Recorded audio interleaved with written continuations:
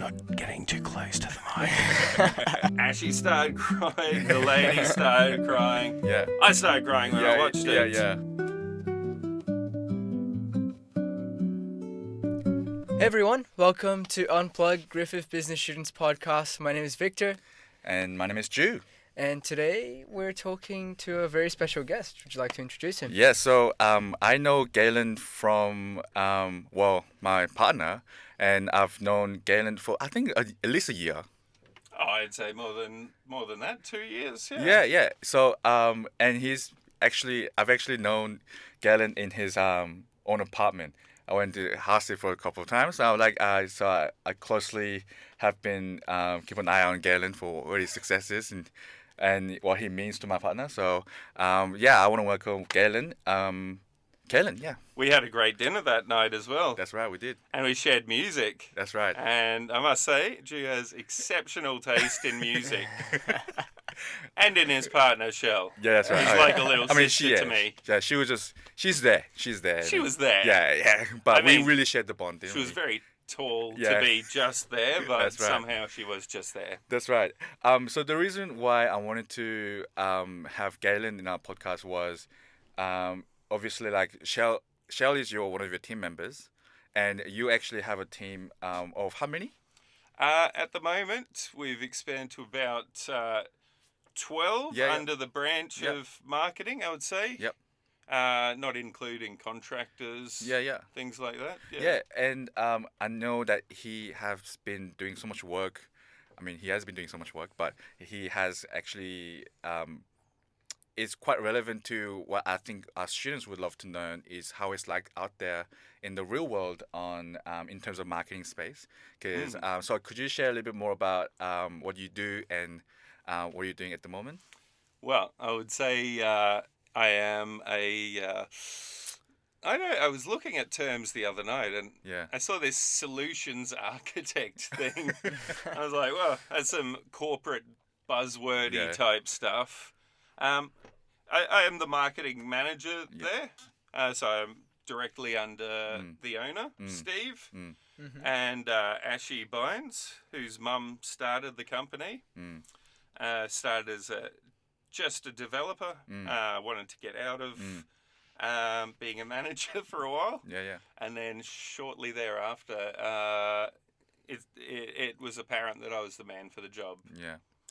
So for Hideaway. For Hideaway. Yeah. So what does Hideaway do? We sell self-care products. So you have body custards and whip soaps, and we're kind of fragrance specialists. Yeah. And more recently, we've leaned into like the perfume angle. Yeah. Um, I kind of stalked social media, and you have like 33,000 followers on TikTok, 133,000 followers on Instagram. So like 103? 133. Oh, 133. Yeah, Yeah. good. So I saw your. Last time I checked, it was 104. So Oh, really? So Yeah. you guys grew so quick. that's thanks to Claudia mainly. Yeah. She is a dynamo. Yeah. It's incredible. And then I think I see your content quite often, and I can Sorry see. about that. No, that's great. It's good because obviously you're growing your influence there, and I think that's awesome. Well, as a I business. think because you maybe had dinner at my place or Shell, you've been hit with all that content. Right. So my sincere apologies. So I wanted to ask a bit about, like, guys, Hideaway. So obviously, you shared a little bit more about your role in Hideaway, and so not many people understand that, like with e-commerce businesses, like how is it like? Because for our students who has no idea how it's like to operate an e-commerce business in a scale business like that. So I would like to know more about like that space. How did that business come about, and how did you start to get involved in the business? Great. So I first met Steve when I was working in a marketing agency called VO Group. And at my time in VO Group, we serviced, 400 clients. Yeah. And I was, I think, digital project manager or something was my title there, then technical director later on. And so through that, Steve and Ashley became clients, and we helped them with their first packaging rebrand. And through that, I kind of dipped my toes into Shopify a bit and worked out how to use that platform. And I really loved it, I must say, because I was building websites in like WordPress Right. and then WooCommerce, which is like a plugin for that. And always felt a bit clunky, but then we were presented with this Shopify concept. And then working with them, I was like, ooh, they're using like G Suite, like Google tools for their business. And yeah, I was definitely intrigued. And then I was seeing like these numbers coming in, and I was like, this is pretty cool. Yeah. I could see myself doing that. Anyway, didn't work with them for a while after that. And then saw Steve at a Bucks party and had a little bit more of a chat to him then, and found out that we had all these cool things in common, like the way we grew up and skating and just the people that we were. And fast forward a little bit further on, 2020, they'd had this massive boom, and they were looking to hire a web developer, Right. like apps and stuff like that. And I was pretty unhappy with the way my other work had started going. And when he asked if I knew anyone, I said, me. And I know me. although I hadn't been on the tools for quite a while, like I hadn't been coding, doing anything like that. I upskilled in a 6-week period and kind of faked it. And I pushed back like my actual start date to like December 30. They were like, we need you in here like late November or something. I was like, I really want this job. This is how much money I need. And I'd love to be part of the team. And then I went, oh crap, I'm going to have to study my butt off to actually like deliver and not let them down. I mean, you were in a marketing agency before. I was. But I guess like, how did that skill transfer? That's a great question. I think my previous role allowed me to see marketing holistically, and because I would be in a lot of cases presenting briefs on building briefs for clients for like their rebrand, their design collateral business cards alongside the website that was actually like my thing. But through that, I got pretty good at just understanding everything that was going on in the business. How long did that take you to get the holistic view, and then you saw what you needed to see, the data, and then you're like, oh, I know exactly what's going on? Well, I started as help desk there, actually. Yeah. I'd been freelancing, and I was, I think, just a little bit lazy and didn't get enough clients. And I did it for about a year successfully, and then I was like, whoa, I am not cut out for this right now. Right. And so I just took that job because I thought, hey, a help desk, that is constant cash in the bank, and I can start to, rebuild again within like a couple of months. I was like in a managerial role, Right. Yeah. and then even higher than that. So it was crazy. But to address the question, I guess, how long did it take? I was there about 4 years, I think, and like 3.5 of them were actually as managerial or in the director role. And you just, I mean, I was always interested in psychology as well. Right. often found myself pondering what people were thinking, and why you would think that way. Yeah. Like, it's easy to see someone and judge them, and I mean, that's really important in marketing is you're kind of mass communicating your brand and what you want to deliver. I guess that's one thing that we also learn as marketing in education. When I'm learning marketing, is you want to be able to know exactly what you want to sell, how you want to communicate it, and how you want to brand it. And that's something Absolutely. that is very important in when I'm learning about marketing. And that's what we do in our assignments is to make sure that you understand that. Yeah, you need a strong brand. Even your personal brand should be strong to some degree. Yeah. I find that increasingly more and more important in this modern age. Your personal brand is just up there with your company's brand. Well, talking about personal branding, I know Galen is like the one thing that I've noticed about Galen is like he is you can do a lot of things. You love technology. I do. And you love music. I love it. Yeah, and you love teams, and you so can you tell us a bit about even your hobbies? Like, because you've mentioned a little bit about your personal brand. So, like how, like in your hobbies, what are the things do you enjoy doing in your spare times when you do have times? You know, and I'd love to learn more about that. Sure, I'd love to talk about. I started on a Commodore 64 when I was 2 years old. Yeah. Which was this old big bit of hardware. It was like a keyboard, and you plugged it into your TV. Yeah. And the first words I learnt to spell were load and save, because you had to put a cassette tape in, type load, and then this little code, and then that would play the game that I wanted to. And so from that, I wrote a little bit of software. It was cool. And then did piano lessons, did basketball, taekwondo, did swimming, all sorts of stuff. My parents pushed me into everything because they didn't want me around. Just they wanted me to have a good slice of everything. And a couple stuck. I loved basketball.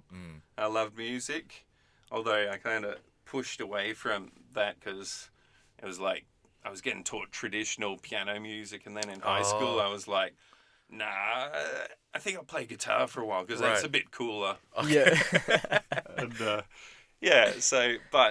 And music and arranging music was my passion for a very long time. Still is to some degree. Yeah. And it kind of ties in with the marketing because I guess the emotion that I got back from people playing a piece of music that I wrote just fulfilled me so completely. Like seeing a crowd of people dancing to that stuff. Oh, best feeling in the world. It's a great mix, technology and music. Some people think or creativity and those detail orientated logic is not really separate, but it's actually quite similar. Because music also have theory involved where you kind of count 1, 2, 3 and things like that. And absolutely, it's very and that's very good thing to have. Moving forward in your career, even. Yeah. I think so. Yeah. Also, cooking. Yeah, cooking exactly. is like creativity. Yeah. To me. Yeah. I think that's what I enjoy about marketing too. Is you gotta be really a little bit more creative, and I really enjoy being in marketing in terms of you creating a marketing project. You have to really stay afloat with the trend, stay afloat with how do I captivate people, and things like that. So I guess moving to marketing, Hideaway obviously, as I mentioned, social media Hideaway grew a lot past couple of years. So did you have a hand in that sense, or was it part of your strategy to push social media in that as well? Well, that's partly Steve, partly Ashy. But getting Claudia on was a great move, and definitely just the perfume stuff just allowed us to do a lot more. Once that product had launched, Yeah, no. So the perfume was good, and it managed. We were kind of fibrillating a bit there for a while. After 2020, it was hard. It was a challenge to build it back up, but thankfully we had myself, we had Lynn, our production manager, who is just a master of the machines and the working and making formulations. Yep. And so between him, myself, and Kate, we just kind of built it back up. And then once perfume hit, all our systems were in place so that we could actually capitalize on that and get it out to more people. But yeah, I would say Claudia, massive part of it. Ashy coming into the office, a bit more. Steve coming into the office, all help build this, build the start of what we're starting to see now, which is more of like community. And, Right. Yeah. authenticity. Yeah. As opposed to just selling products. Yeah. So what are lessons that you've learned from your journey so far in Hideaway in creating brand identity? Well, we've just undergone a rebrand. So for the very first time in Hideaway's history, we've changed logo, Right. which is awesome. I love the new logo, and we've got a whole range of new packaging to come out. Hopefully by the time this podcast is dropped, in fact. Yeah. Nice. And yeah, brand identity is huge. It's your main point. Like, what differentiates you from another bath and body and fragrance brand? Yeah. For a while, we ran under the assumption that it was having 30 different fragrances in 10 different products, right? So you would have your whip soap, your custard, your body wash, multiply that range by then 30 fragrances. And yeah, some fragrances hit, some missed. And it's strange because it's all personal preference. Yeah, right. Someone puts it on their skin and then they're like, oh, that smells terrible. And then 5 other people put it on and they say, it's delicious. Yeah. It's also hard to name because Yes. yeah, because it's really interesting. Like you can't. How can you actually describe a smell? That's a really tough thing to have as a fragrance business. It is, and we've tried to tackle it in a few different ways. ChatGPT. I wasn't around then. Would have made my life a lot easier. It's starting to move towards like a two fragrance note identity. Yeah. Like you might have vanilla or like sweet, gourmand in the French terms, which means like edible, and spicy or something. And if between the two of them you kind of have that, but you really can't describe a smell. No. Yeah. Even in those terms. So that's where things like UGC come into it. Like user generated content. Where customer reviews come into it. Where saying this fragrance smells like a similar fragrance, something like that. Like the vanilla caramel smells like the glass house candle a bit. Yeah, right. Right. Yeah. So if you can lean into that a little bit. Cross-referencing. Exactly. Yeah. So, but yeah, it is hard to sell a smell. Yeah, Definitely. just like the I guess the marketing kind of knowledge has to come in as well, because you have to name fragrances that might sell. And also how do you know it might sell with the name? Like it's hard to measure. It's really tough. And Totally. So how did you like when you actually, what's the process like in that process? In that? The naming process. Yeah.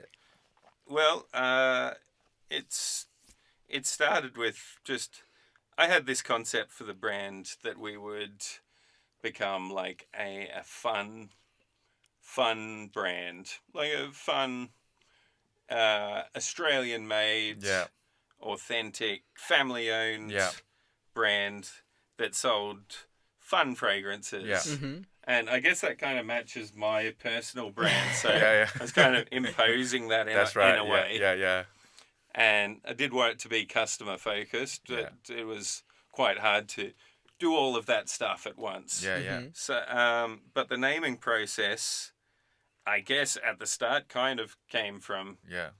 smelling it Yeah. and then making joke names almost like 'Cause it's so creative. There's so many Mango fragrances out Magic there. Yeah. for stars was one of the ones Yeah. that I came up with, and I like the Boost juice. That's right. Yeah. It's delicious. 100%. And I was like, well, I mean, who wouldn't want to smell like that delicious drink? Yeah. Right. Yeah.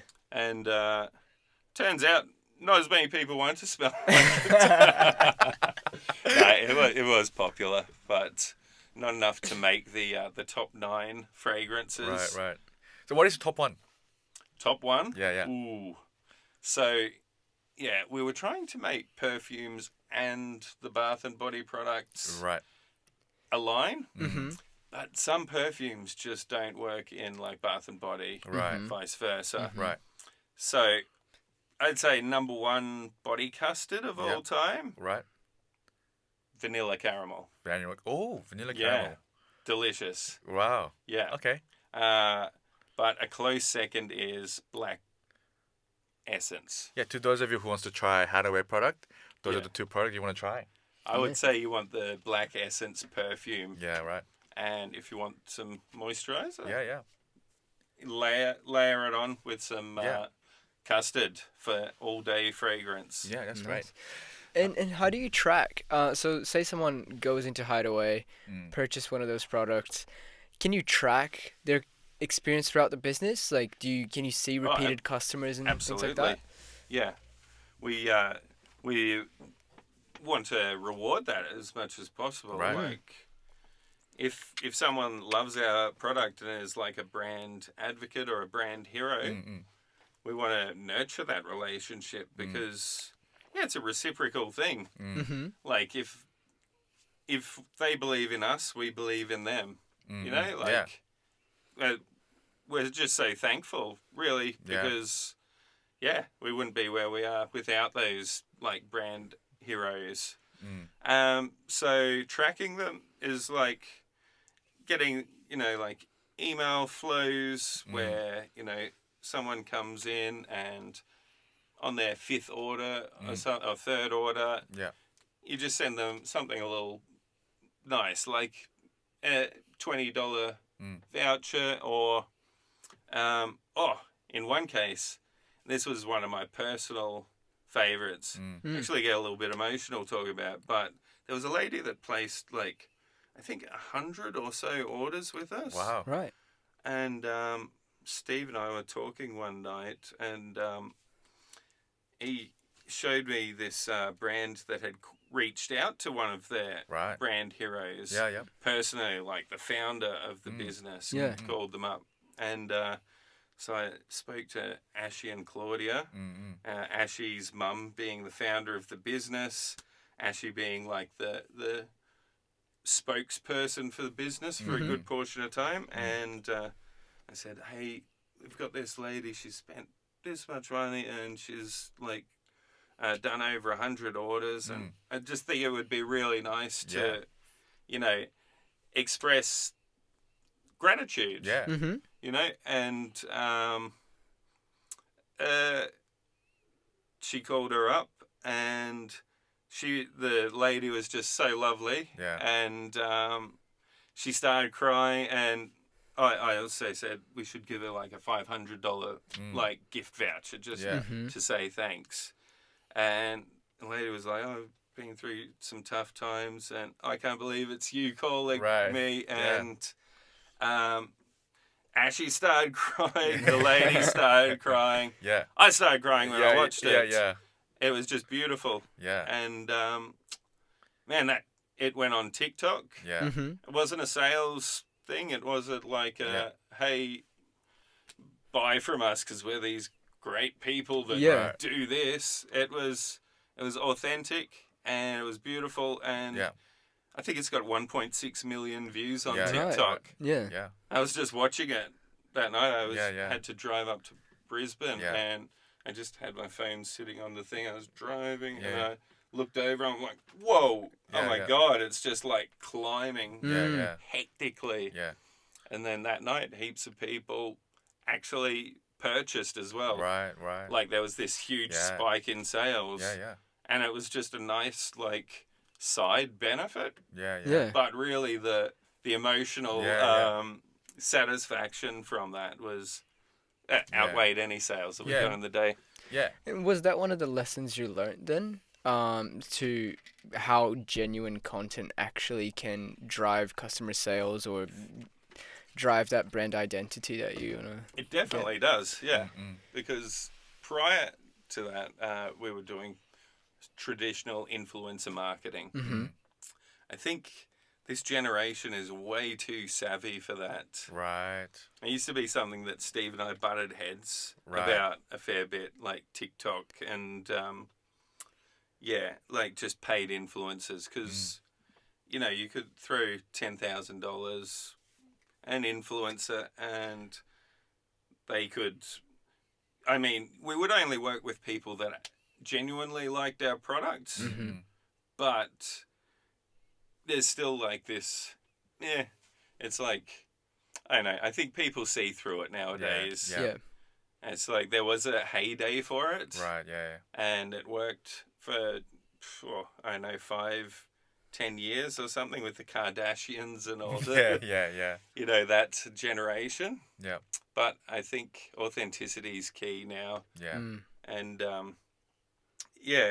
it was great to see that actually translate into action, because with Meta and Facebook, Instagram advertising, you have like cost per click, and you have your like your average, your DPAs, Google, and then you see clicks to website, purchases off website. It's a quantifiable thing. Yeah.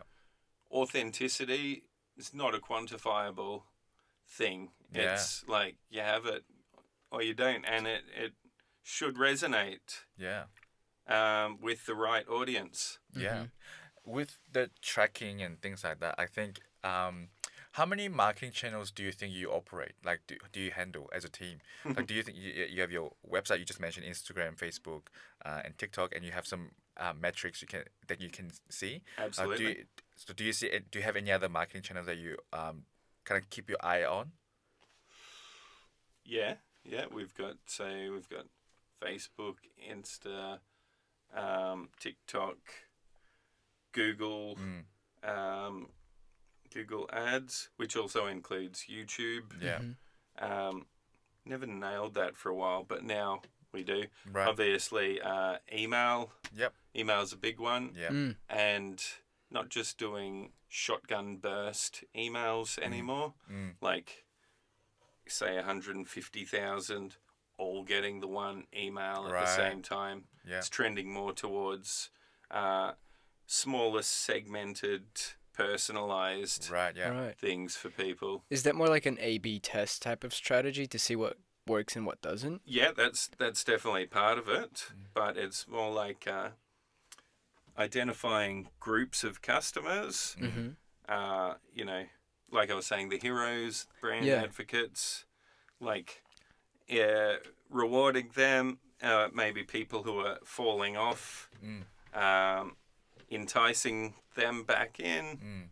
What else is there? Like, I don't know, if you love vanilla caramel, maybe you set up a segment just for that, and then people that fall into that segment of people, or it's an automated process. Like if they bought vanilla caramel 6 times over all time or more, they fall into this flow, and then they get some of that. For students who doesn't know much about marketing and these metrics, could you explain a bit more why that is important for you to make decisions from?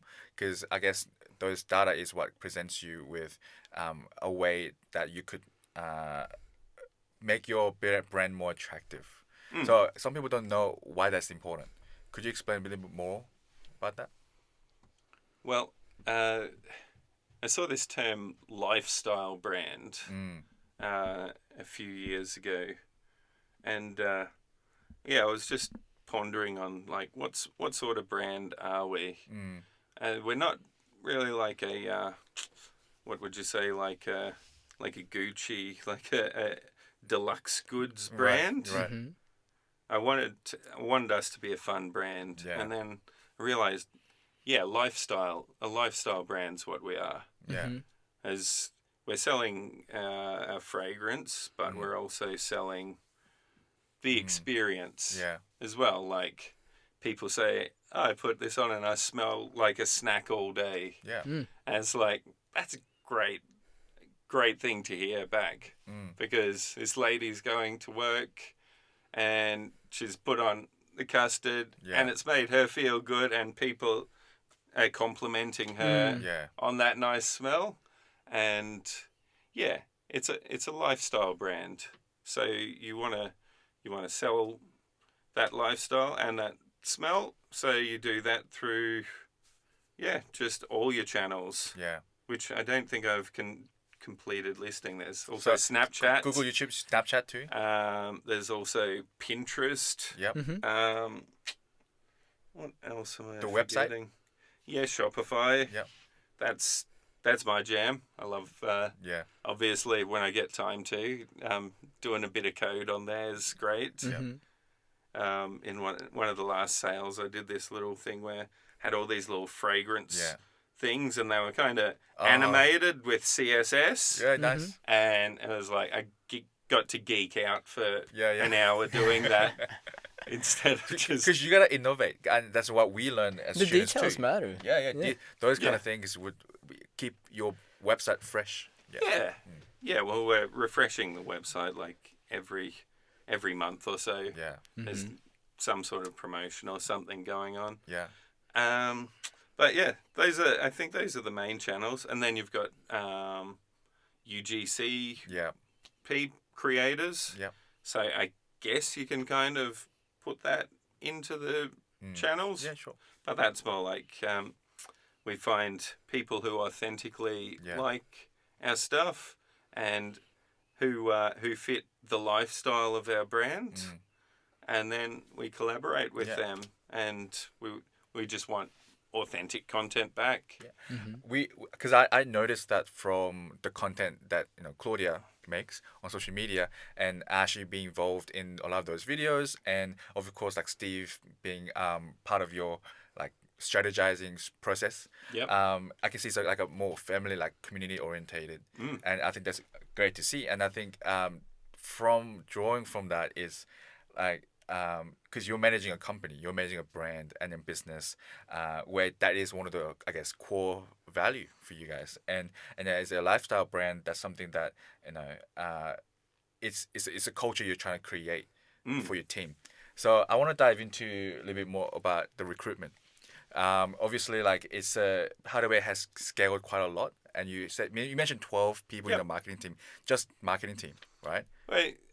So we've got kind of marketing, which has creative, and it has community now. Yeah. So we've branched that out, and I have two incredible people heading up these two teams. Yeah. Kira in creative. Yeah. And Lara in community. Yeah.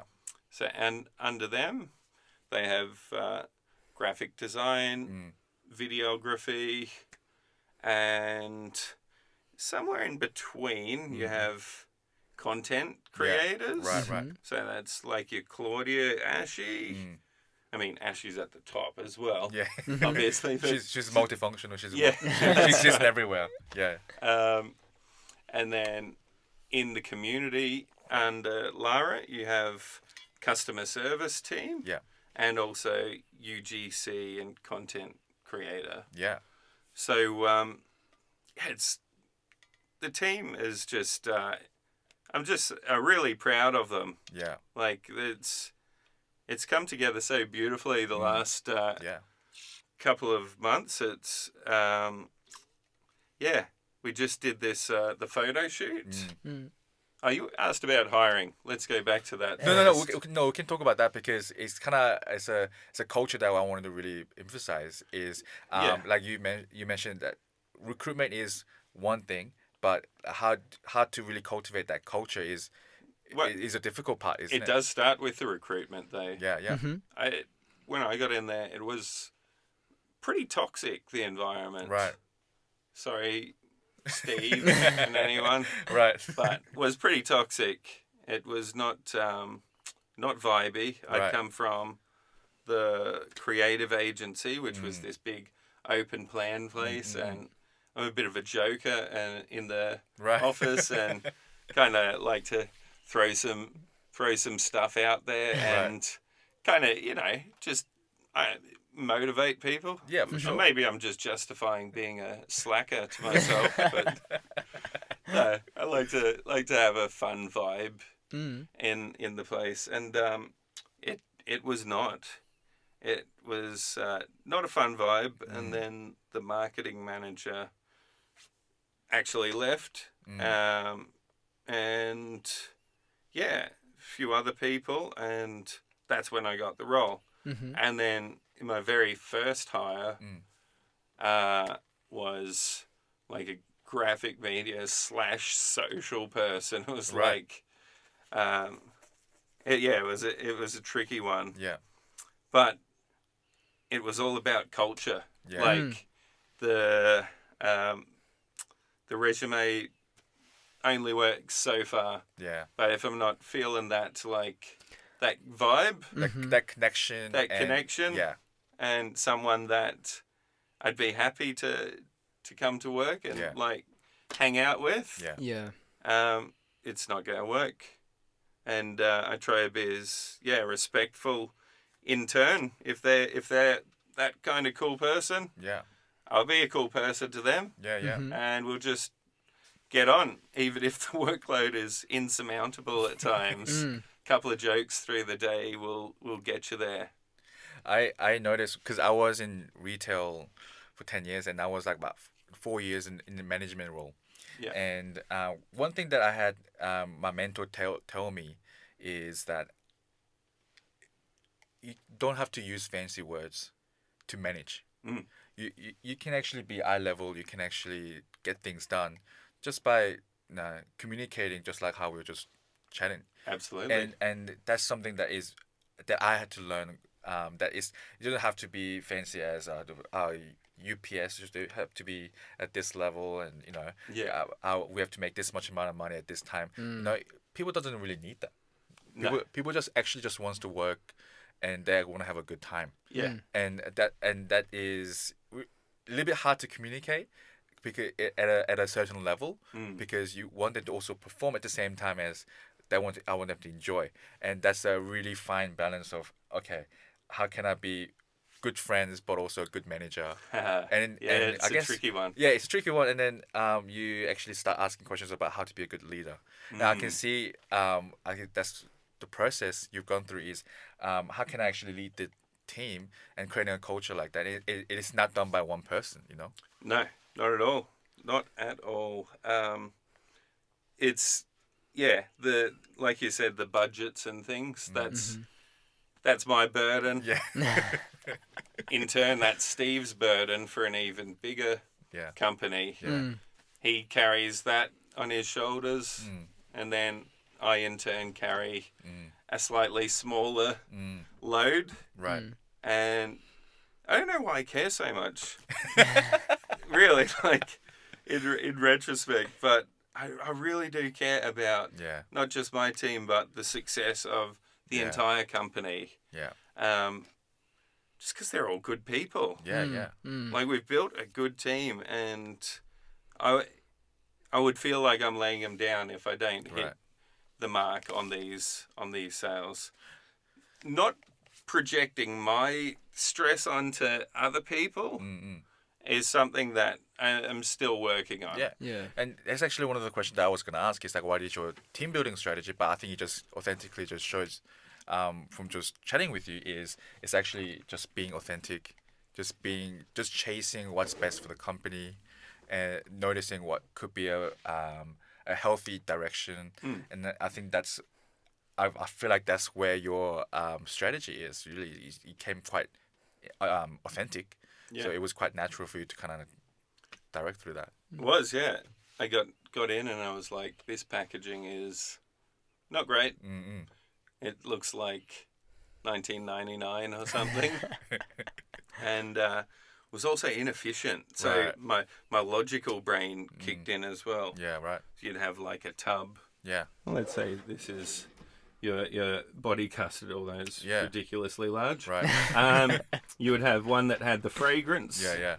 Yeah. And then you'd also have this large lid that had a fragrance sticker on top of it. Okay. So every bottle had 2 stickers. Yeah. It's like from a logistical standpoint, Right. working with Lynn as the production manager, I was like, that absolutely is not worthwhile. And if we can... Like more materials and incredible waste. Yeah, incredible waste. And we were trying to be eco-friendly as well. It's like, why put 2 stickers on it? Yeah. So, got rid of the lid sticker and sales were fine.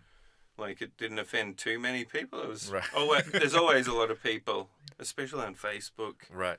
Seems to be a very negative place at times. It's a dark valley that you just sometimes see in... Wow. Yeah. You see like these really cool comments in some areas and then Facebook it's like... Anyway, so I got rid of that and I was like, cool, all right, it's time for a rebrand. Right. Like, let's start to push it towards this this fun vibe. So I got like pastel coloured packaging. And I came up with this little splat concept. Which I love. I've been seeing those like the creams. And things. Yeah, I love them. Yeah, they're not too bad. People were on the fence. Yeah. I mean, you tend to see more negative than you see positive, but when the sales are still there, it's like haters gonna hate. Yeah. And the sticker allowed us to really kind of test and measure certain fragrances. Like you could do a limited run without having massive or minimum order quantities of stickers. And some of our new favourites, like Kiwi Berry Bang, was done through that. It was like I had a little smell of like the fragrance oil, which I would not recommend getting that close, because that stuff is like concentrated. But anyway, the team like put it in the custard vat, and then I smelled it. I was like, that's a winner. Yeah. And obviously, I don't actually matter in that process. Right. My nose it's okay. Yeah, okay. But I found all of the women in my life have much better senses of smell than I do. So that's why I definitely lean on the team. And, you know, we pass it around the office and, you know, if it's more positive than negative, or some people are like ultra positive about it, it's like, all right, let's give it a go. Now it's Ashy's favourite of all of them. Yeah, which is kind of cool. Yeah. Being that she's from New Zealand originally. And circling back to your hiring process and the culture, this is something I meant to ask you, but when you're interviewing someone, what'd you go for? Is it education or experience? I'd have to say culture still. Right. Sorry. Yeah. It's not even any of those. Experience in a way where I need to see that portfolio and see what their eye for, like if I'm hiring a graphic designer, see what their eye is like for design. Yeah. Is that aligned to our eye, or do I see the potential in them because of their design may be way different. Right. But I see like that little spark of inspiration that kind of aligns, and then if the culture vibe aligns, that's a win. Yeah. That's how Shell got the job. Oh, yeah. Yeah. Great. Until she broke my heart when she left, like a year later or something. And then she discovered she didn't like the new place, didn't like the culture. I think it's important. Funnily enough. I mean, culture is such a big element for everybody. And I think that is also a very valid question because there are different companies have different needs, and different needs require different different people. So I guess with the culture side, it's something that we're actually being taught to at uni is we're learning about the interpersonal skills and how that is a quite big factor when you're trying to get hired. And those interpersonal skills is something that you can't really teach. Yeah, it's a tricky one. It's always about how can you be confident in your own self and that you can actually communicate and move forward. And I think that aligns with that culture is because you kind of want someone who you want to work with. Yeah. And that's what I've been saying to some of the guests, our guests right now is it's a compatibility. And that's something that is a key for any business, and nothing. Totally. Yeah. I think I can see that is what grows the business and what creates a really good culture, and like-minded people and build your personal brand and be authentic. Yeah, for sure. Like, because if you come into an interview and you present what you think they want to see, and then you get hired, if the facade is not seen through by the interviewer, you get hired, and then your cultures don't align, then you're not going to keep the job anyway. So be authentic. This is just from my experience. Like, you guys are probably talking about like corporate marketing jobs and stuff that. I don't know if the same applies there. I've never been in that sector. Right. I've worked with large companies through the agency, but I've never applied for anything like that. Right. So I would hope that my authenticity would work in my favor, but most likely it probably wouldn't, because I'm pretty weird sometimes. I think, I mean, for listeners, and majority of them will be students who could be a first year who has no idea what they actually want, and or even then, like some graduate or third year, like myself, who doesn't really know what it's like out there. So I think it's good to have an open-minded idea on because when you graduate from marketing, you just learn a lot of frameworks and theory, which does help. But we have different businesses like Hideaway who emphasize on culture, and then and I think that is a really good to note is not every company is the same. Not every company, every business have a different need and have a different emphasis on what they want for the candidate. Totally. So I think that's I think you've kind of answered all the question about recruitment, because hey, one day I think our students will look at Hideaway and go, okay, I want to be a right fit. So the way to be a right fit is to be bringing a good culture. Yeah. So I think that's a really good thing to students can note. Absolutely, and it's just good life advice in general. Yeah. Be authentic. Yeah. To thine self be true. Yeah. Right now, I want to talk about Hideaway as a business, and I actually want to know. You recently mentioned you had a big involvement in the marketing campaign about community focused. Ooh. Yeah. So could you share a little bit more about that initiative and how it came about? So proud of this one. So we've been since.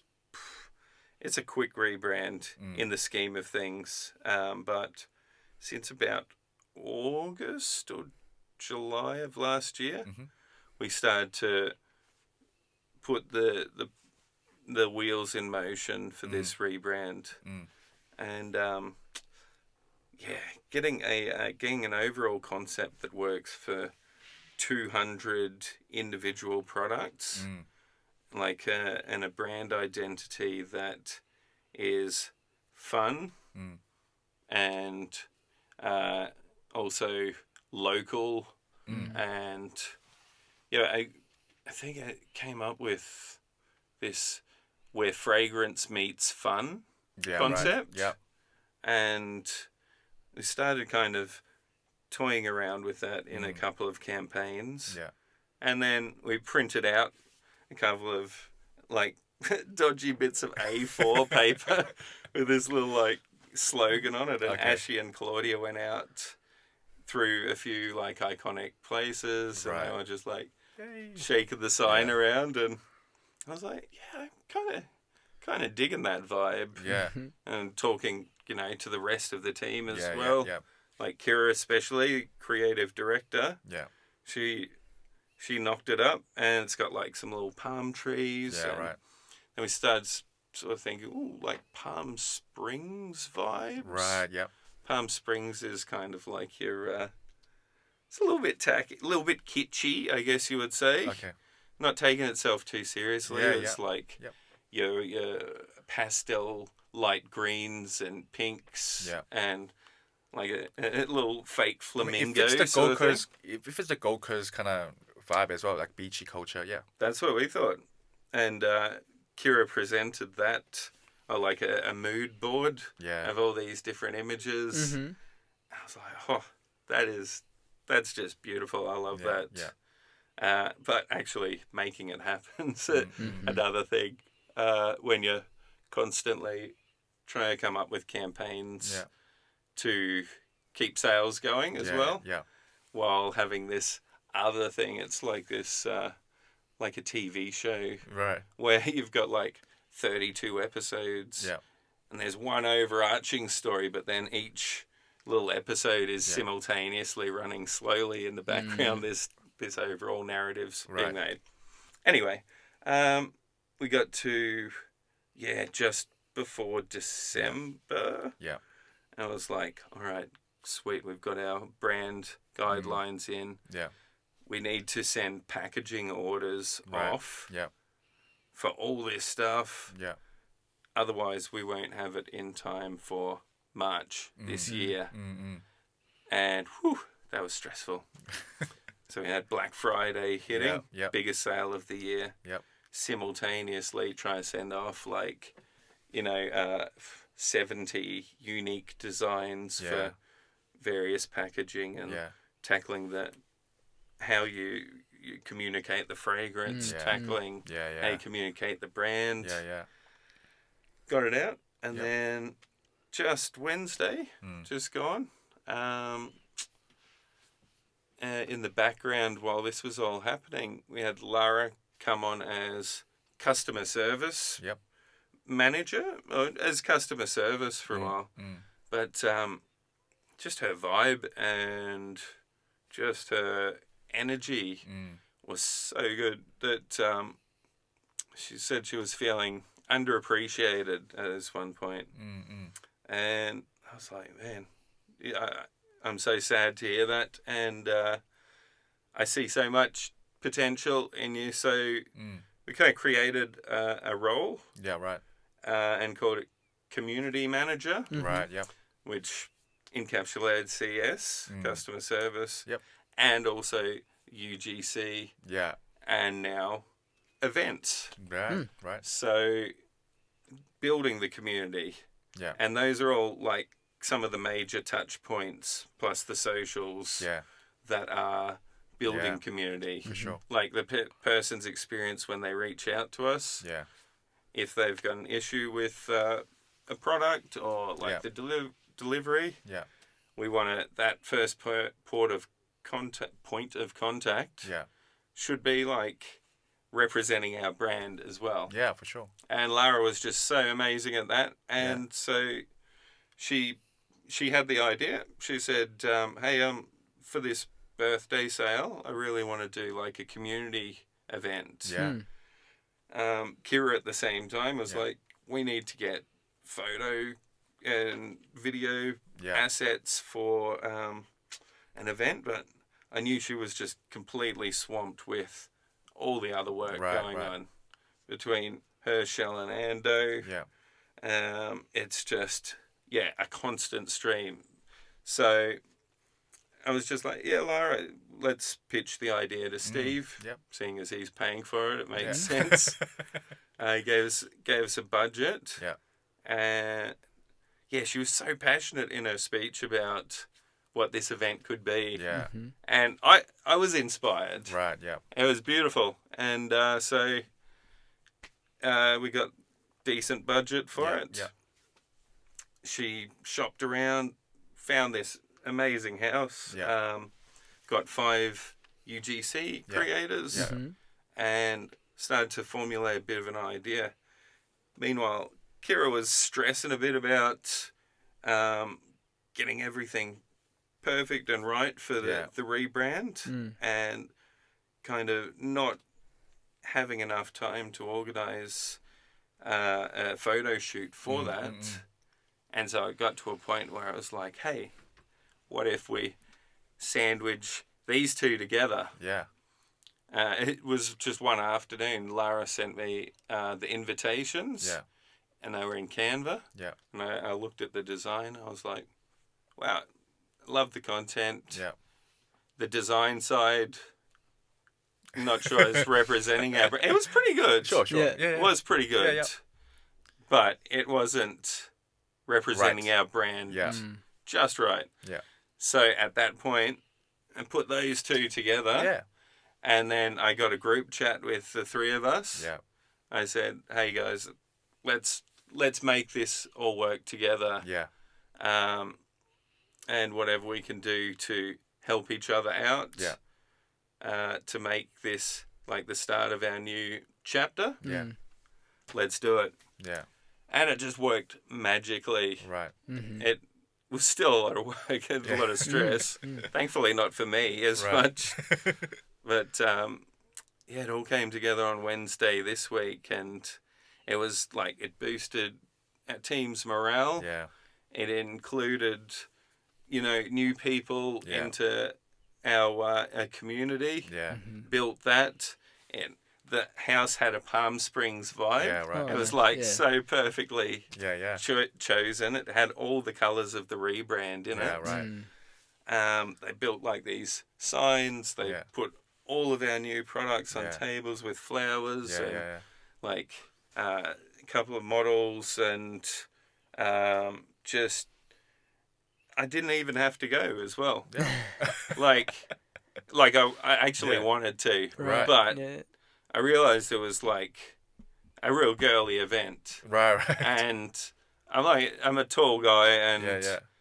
and my partner sometimes says my presence is imposing or something just by being a dude that's Right. tall. Yeah. Right. And I didn't want to affect that energy at all. Yeah. And I had enough trust and belief Right. in all of those guys that I just let it go. And Steve and I sat in the office by ourselves that day. And we talked international Yeah. expansion. Yep. And so we just moved into Yeah. we've got a warehouse in New Zealand now, so they can do fast shipping Yeah. from there, because that was customer feedback. Yeah.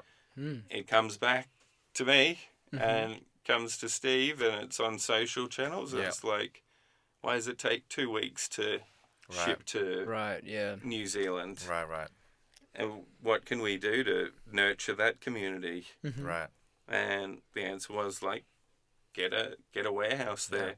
And now people are getting their orders in like 1 day, 2 days. Wow. And then That's really good. they're coming back to us and saying like, thank you so much. Yeah. Like, we've loved Hideaway for a while, Yeah. and now we get it like instantly. And it's just so fulfilling. Yeah. Yeah. Spiritually fulfilling, that is. But yeah, the party, man, I could have cried. It was so beautiful. And I originally wanted to buy gelato for everyone. Right. And like come in at about 2:00 when things yeah. were wrapping up, and be Yeah. like, hey, like a big happy Santa Yeah, figure nice. or something. Yeah. Nice. But I was swamped at work. Yeah. Right. ended up coming in with like 4 cans of V instead. And gave them to That's awesome. a few members of the team. But Yeah. I just came in and one of the creators was coming out. I was like, oh, hey. Yeah. Did you enjoy the day? Yeah. And she was like, that was incredible. I really loved it. And so I was like, oh, would you come back? She's like, absolutely, 100%. So That's that when was you know it worked. Yeah. like immediately it was just a great experience. And then I walked in and I saw everyone from the team just working, doing stuff. Some people were doing dishes. Some people were still filming content in like bedrooms. And then walked around and I had a little chat with Lara and a bit of a debrief. Like, how'd everything go? Were there any pain points? And she was just like, no, it went off without a hitch. And loved it. And that's awesome. I think we're going to organise another one like ASAP. Because it was cool. Yeah. I guess, is that something is next for Hideaway? So more community-driven activities like that? If they make me feel this way, absolutely. That's awesome. And if hopefully the community feels it too. Because it's not about me, but that's just an added bonus. So I want to talk about like the overall business with Hideaway. And that's a awesome direction. So some listeners who may have not known Hideaway before, what could they look out for? Ooh. The rebrand. That's like Wednesday. The first of it starts. So all new perfume packaging. No leak guarantee. We saw a bit of feedback. About some of those perfumes leaking. People like love the smell, but they leak, and it's devastating because you acquire customers, and then if the delivery time's long or the product's faulty for some reason, it's like their first experience of your company is bad one, and why would you go back? That's true. You were sold a lifestyle. And we failed to live up to that lifestyle. So, gutted when I see that stuff. But we fixed it and we made the formulation stronger. So the 2 pain points and the delivery time, all 3 actually, those are the major pain points and they've all been addressed. So we're leveling up. Great. Body custard is next in the new packaging. And just community focused. Just doing more of these community events. I got this really cool idea I can't talk about just yet. But really building our heart, our core of the business as we expand out to these other geos in the world. I want our core to be running nice, like authentic, community driven. So that when we move over to USA, UK, we're also spreading that message at the same time. And that's what's next. Great. There's some other real cool stuff as well. I wish I could talk about, but we'll find out. We'll find out. We'll find out. To close, do you have any advice for our listeners who may not know what they want to do, or they're actually looking for companies to apply? What's your advice to them? What's your advice? I've lived a pretty different life, I guess. I always wanted to be a musician and a rock star, and play music that made people happy. Almost like an energy vampire. No. But I've always tried to live, authentically and try and make people's lives around me a little bit better where I can. Yeah. I tend to fail in that a little bit, unfortunately. But the road to hell is paved with good intentions. But in terms of applying for, I'd say find what you're passionate about, and lean into it, because you only live once, and you don't want to be stuck in a job. Maybe if you can, hopscotch between jobs, keep your eye on the prize that you're after. You may need to intern somewhere, like if you're looking for TikTok or something. You want to become an account manager for them or a marketing exec. You might want to hopscotch a couple of steps before you get straight into there, but build your personal brand as well. Because that's what you're selling in an interview. For sure. Your personal brand. Right. Awesome. Thank you so much for your time, Galen.